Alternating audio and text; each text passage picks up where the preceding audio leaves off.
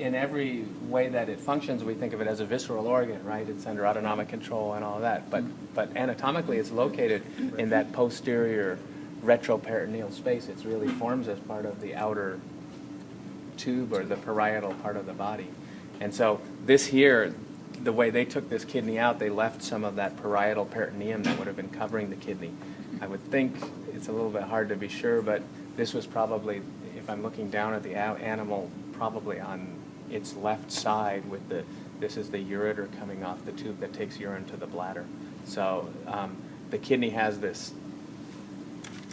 So this would be like looking at the back of the animal on the left side, and this is what's called the hilum, the region where the ureter as well as the renal artery and vein, the blood vessels to the kidney, come in. So that's. I got it. Okay, so that's and then it's not quite as exaggerated, but you get that kidney bean shape to it, that kind of bean shape to the kidney. And then the other thing that's nice to see with the kidney is to do a like what would be a coronal or a frontal section through the middle of it, and then we can see some of the way the kidney works is reflected in the organization of the structures inside. So if I just cut into it this way. Compared to our kidneys, is this relatively the same size or a little bit bigger? Yeah, I mean this is probably from a 60-pound animal or something, and I mean it's mammalian kidneys all look very much similar, very much the same.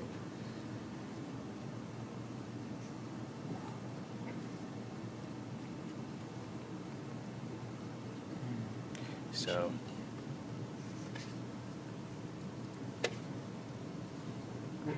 Well, you'll see inside here, just like the drawings that you've already done, you can see the this cortex and medulla regions, and then the calyces of the kidney. So, scalpel's not that sharp. There, that's pretty nice.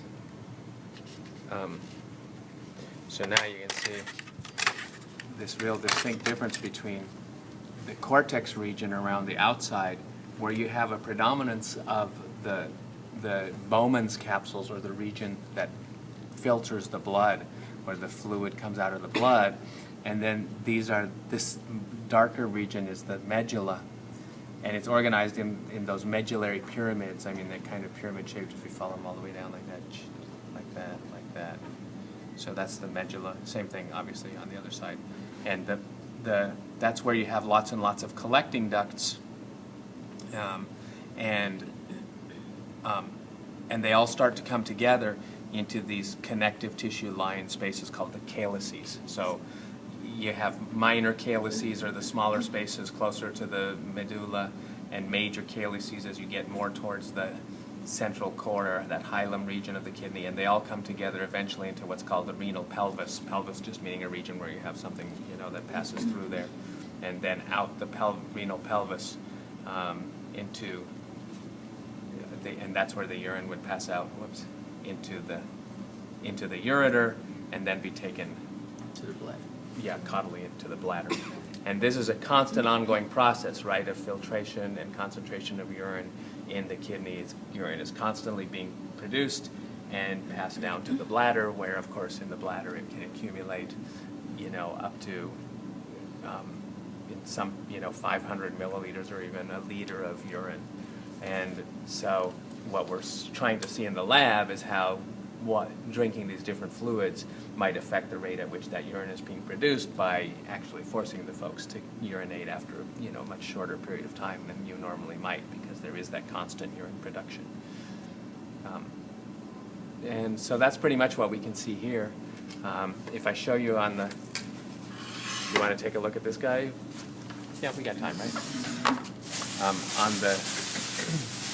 To see the kidney in place on the pig,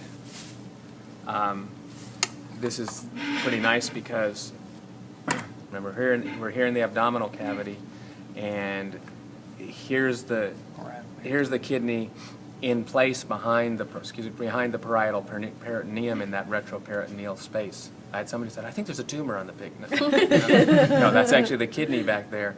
And so you can see it. And then on this side, we've cut away the parietal peritoneum so that you can see the kidney actually exposed. And then, of course, what's nice is you can see right at that hilum region, you can see the blood vessels going in. So that's probably that's the artery, the renal artery. You can't really see the vein. I think that's the renal vein right there. And then here's the ureter traveling caudally into the corner. If you follow it down, right here,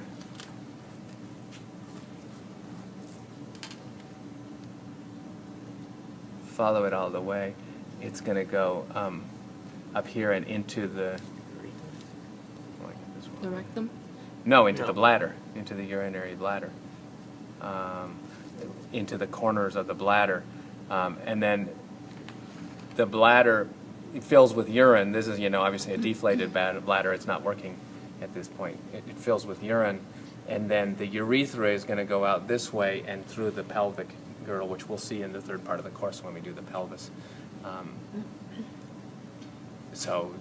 So these are the ureters coming down to the bladder, and then the urethra, just one midline urethra going out the... Wait, show that again. Here's the ureter coming all the way down from the kidney. Okay. You'd have the same thing. It's behind the peritoneum on the other side because I haven't dissected it out. So a ureter on either side bringing urine from the kidneys, accumulates in the bladder, and then the urethra, we won't dissect it out now. We'll dissect it in the third part of the course, going through the pelvic canal and out that way. Thank you. Yeah. And then if you, even on the fetal pigs, if you cut into the kidney like I did the other one, because it's not fresh, it's not quite as clear, but you can still see, you can pretty nicely see the cortex up here, the medullary pyramids, and then that kind of connective tissue calyces, minor and major calyces. I'm hard pressed to say where the minor ones end and the major ones start, but the urine collecting all into that central region. So there's always that idea that the urine is all kind of flowing towards the central region and then out through the renal pelvis into the ureter. Good enough? That's it. Bye, Mom. Say bye again.